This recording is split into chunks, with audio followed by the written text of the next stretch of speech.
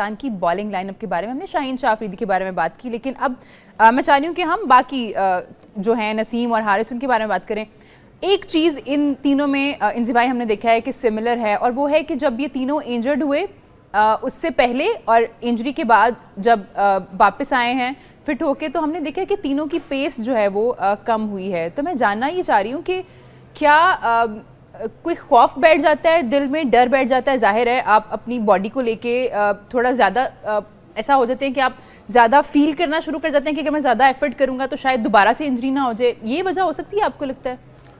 नहीं, बिल्कुल ये वाली वजह हो सकती है कि आप है ना, असल में क्रिकेट ये लोग इतनी खेल रहे हैं कि जी जो एक तो प्रॉपर जो रेस्ट होता है ना वो मिलता ही नहीं है, वो मिलता नहीं है। और दूसरी चीज़ ये है कि जी अगर आप जिस तरह हारिस रऊफ था, ये 150 प्लस की बॉलिंग करता था। अब मैंने जब से ये इंजरी के बाद वापसी आया तो मैंने नहीं देखा कि इसको इसने 150 प्लस पे बॉलिंग की हो, या शाहीन 145 प्लस पे और नसीम भी इसी उस पे बॉलिंग करता था। अब ये दोनों इस लेवल पे बॉलिंग नहीं करते, दोनों की पेस कम हुई है, दोनों की पेस कम हो गई है। एक तो ये कि जी अब ये हमारे सारे मेन प्लेयर्स हैं, तो एक तो बोर्ड को ना इनके साथ बैठ के ज़रूर अपने जो सी हमारी टीम की मैनेजमेंट है, ज़रूर के आके भी फास्ट बॉलर है और उसको आइडिया ज़रूर होगा, इनके साथ बैठ के ना थोड़ा सा हमें ये डिसाइड करना पड़ेगा कि इनको कौन सी क्रिकेट खेलनी चाहिए, कौन सी नहीं खेलनी चाहिए, और कितनी क्रिकेट खेलनी चाहिए और कहाँ खेलनी चाहिए। ये अगर डिसाइड नहीं करेंगे ना तो मैं आपको बता रहा हूँ, ये एक एक इंजरी और हुई ना तो आपको बहुत मुश्किल हो जाएगी, इन बॉलर्स को बहुत मुश्किल हो जाएगी। अगर आप नसीम शाह को देखें, जिस टाइम नसीम शाह आया था ना, एक तो स्पीड उसकी अपनी जगह पे है, लेकिन जो उसका बॉल दोनों जगह घूमता था ना, स्विंग होता था, ठीक है जी। मैं टीवी पे बैठ के जिस टाइम देख रहा होता था तो मैं आइडिया लगाता था कि मेरे लिए खेलना मुश्किल है। अब मैं देखता हूँ तो मैंने कहा कि यार मैं मैनेज कर सकता हूँ। तो आपका ना वो जो आपकी जो अंदर से जो एक खास चीज़ होती है ना वो ख़त्म हो जाती है। नसीम शाह शुरू में जिस टाइम आया था कैसे ठकाठक विकेटें लेता था, तो अब इसको पाकिस्तान में 2 से 3 साल हो गए हैं, तो इसकी तो ये याली एबिलिटी और ज़्यादा होनी चाहिए थी, अब कम हो गई है। शाहीन की पहले से थोड़ी सी कम हुई है, हारिस रऊफ की कम हुई है, तो इसका मतलब है कि कोई चीज़ ऐसी हो रही है जिसको ठीक करने की ज़रूरत है, ठीक है ना। तो मेरे ख्याल में, और मुझे ऐसा लगता है जिस तरह ये लोग बहुत ज़्यादा क्रिकेट खेल रहे हैं, ठीक है जी। अच्छा इंजी भाई, ये हम देखते हैं मैनेजमेंट चेंज होती है तो ये चीज़ें भी चेंज होती हैं। जैसे आपके टाइम पे भी हुआ था कि प्लेयर्स जो हैं वो 2 लीग्स खेल सकते हैं, या अगर PSL खेल रहे हैं तो एक साथ और खेल सकते हैं, लेकिन फिर हम देखते हैं कि जैसे ही टाइम गुजरता है तो वो चीज़ें कहीं पीछे चली जाती हैं, छूट जाती हैं। नहीं, ये असल में ना मेरे होने से या कुछ नहीं होने से, ये बोर्ड जो रूल बनाता है ना, बोर्ड तो वही है ना, क्योंकि जी एक आधा बंदा, रूल्स तो वही है, तो बोर्ड तो वही है, क्योंकि जी बोर्ड ने बैठ के सारी चीज़ करते हैं। तो और दूसरी चीज़ ये है कि आपको इंटरनेशनल क्रिकेट का भी देखना पड़ेगा। मैं आपको बिल्कुल सही बता रहा हूँ, क्योंकि जी लीग किसी भी प्लेयर के लिए ना छोड़ना थोड़ा सा ज़रा मुश्किल होता है, कि वहाँ आपको चेक बहुत अच्छा मिलता है, क्योंकि जी पेमेंट बहुत अच्छी होती है, क्योंकि जी सारे लोग एक तो PSL खेलते हैं, उसके अलावा दूसरी लीग भी खेलते हैं। लेकिन मैं ये कह रहा हूँ कि आपको मैनेज करना पड़ेगा अपने प्लेयर्स के साथ, जिस तरह इंडियंस हैं, क्योंकि जी वो कोई और लीग नहीं खेलते, अपनी लीग वाले उसको इतने पैसे देते हैं, तो यहाँ कहीं हमें अपने प्लेयर्स को कंपलसेट करना पड़ेगा। लेकिन अगर हमने ये बचाना है, और मैं आपको सिर्फ ये बॉलिंग का नहीं कह रहा, हमारे कुछ बैटिंग में भी ऐसे प्लेयर हैं कि जो ये सारे फॉर्मेट खेल के ना उनकी बैटिंग में भी फ़र्क पड़ गया है, बॉलिंग के साथ बैटिंग में भी फ़र्क पड़ा है।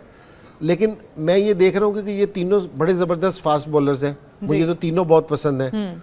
तो अगर इनको एक एक इंजरी और हो गई है, ये इसी रफ्तार से बॉलिंग करते रहे, तो आप इनको ज़्यादा अरसा फिर क्रिकेट खेलते हुए नहीं देखेंगे, या इस लेवल पे नहीं देखेंगे क्रिकेट खेलता हुआ, इनको फ़र्क पड़ जाएगा।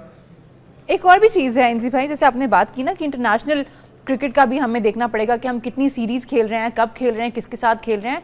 तो क्रिकेट क्योंकि बहुत ज़्यादा हो गई है, आपको नहीं लगता हमारी स्ट्रेंथ भी शायद उस तरह से नहीं है? बाकी टीम्स हम देखते हैं कि अगर एक प्लेयर इंजर हुआ है तो उसके पीछे 2-3 लोग बैठे होंगे जगह लेने के लिए, लेकिन हमारे यहाँ ऐसा नहीं होता। एक प्लेयर इंजर होता है तो सारी चीज़ें हिल जाती हैं। जैसे हम कल भी बात कर रहे थे कि एक चेंज करते हैं तो वो एक चेंज नहीं है, वो 3-4 चेंजेस हो जाते हैं टीम में। नहीं, ये बिल्कुल आप सही कह रही हैं, ये वाली बात बिल्कुल सही है कि हमारी बेंच स्ट्रेंथ है ना इतनी मजबूत नहीं है कि जितनी होनी चाहिए थी। कि बिल फर्ज के जी अगर अल्लाह ना करे कि कुछ हो, इब्रार को कुछ हो जाए, सो हमारे कोई पास नजर में ही नहीं है। नजर ही नहीं है। हाँ। बेंच स्ट्रेंथ पे हमारा कोई लड़का नहीं बैठा, जी। सो हमें किसी लड़के को फिर कॉल करना पड़ेगा, वो ना साथ प्रैक्टिस कर रहा होगा ना कुछ करना होगा, मुश्किल हो जाएगा।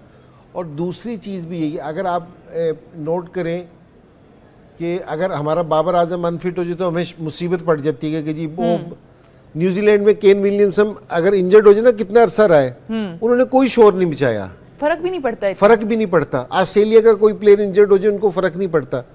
तो हमें इस चीज़ पे सोचना चाहिए, हमें इस चीज़ पे बैठना पड़ेगा, हमें तैयार करने पड़ेंगे। और जो मैं क्रिकेट ज़्यादा की बात कर रहा हूँ ना, वो इसी चीज़ की बात कर रहा हूँ कि हमारे सारे फॉर्मेट के प्लेयर है ना, वो एक ही होते जा रहे हैं।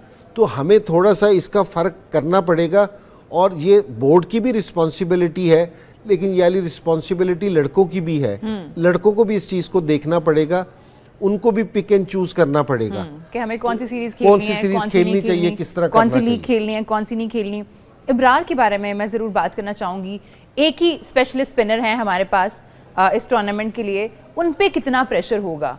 जाहिर है सारी की सारी जो रिस्पॉन्सिबिलिटी है स्पिन डिपार्टमेंट की वो उन पे है। ठीक है, हम सलमान अली आगा की बात करें, हम खुशदिल शाह की बात करें, लेकिन वो उस तरह से स्पेशलिस्ट तो नहीं है, वो तो ऑलराउंडर हैं। देखिए इब्रार की जो बॉलिंग है वो इस समय हम बैकबोन है हमारी, ठीक है ना। आप किसी भी टीम को जिस तरह शाइन ने या हमारे नसीम ने या हारिस ने ऊपर से 1 से 2 आउट करके दे दिए, तो फिर हमला ये होता है कि बेशक ये 60 रन दे दे, लेकिन ये कि अगर इसने 2 से 3 विकेटें ले ली तो हमारा काम हो गया। जिस टाइम आपके बीच के जो उनसे बॉलर्स है वो जिस टाइम आपको विकेट लेके नहीं देंगे, ये उन सब बैटिंग का पार्ट भी बड़ा ज़रूरी होता है और बॉलिंग का पार्ट भी बहुत ज़रूरी होता है। ठीक है ना। सो अगर ये आपको आउट करके नहीं देंगे तो आपको मुश्किल हो जाएगा। अगर लास्ट मैच जो न्यूजीलैंड से हमें ना 250 जो डिफेंड कर रहे थे, हमें बीच में विकेटें ही नहीं मिली, उनकी पार्टनरशिप लग गई तो वो वहाँ पहुँच गए। अगर वहाँ कहीं रेगुलर बॉलर होते, कोई हमें विकेट मिलती तो हम है ना गेम के अंदर आ सकते थे। तो विकेट टेकिंग, ये इब्रार की बॉलिंग, इसका रिदम में होना, इसका अच्छा परफॉर्म करना बहुत ज़रूरी है टीम के लिए। कि मैं अभी इसका देख रहा था कि इसका ये घुगली भी करता है, सारी चीज़ें करता है, लेकिन अगर ये थोड़ा सा स्पिन करना शुरू करे ना, अगर आप न्यूजीलैंड के बॉलर्स देखें तो वो थोड़ा सा ज़रा फ्लाइट से बॉलिंग कर रहे थे कि थोड़ा सा एयर में बॉलिंग कर रहे थे कि हमारा बॉल स्पिन हो। देखो डिसीव आप स्पिन से करते हो, तो स्पिन करने के लिए थोड़ा सा एयर में थोड़ा सा इसको ब्रेवली बॉलिंग करनी पड़ेगी। मार से डरना नहीं चाहिए, थोड़ा सा इसको ब्रेव होकर बॉलिंग करनी चाहिए।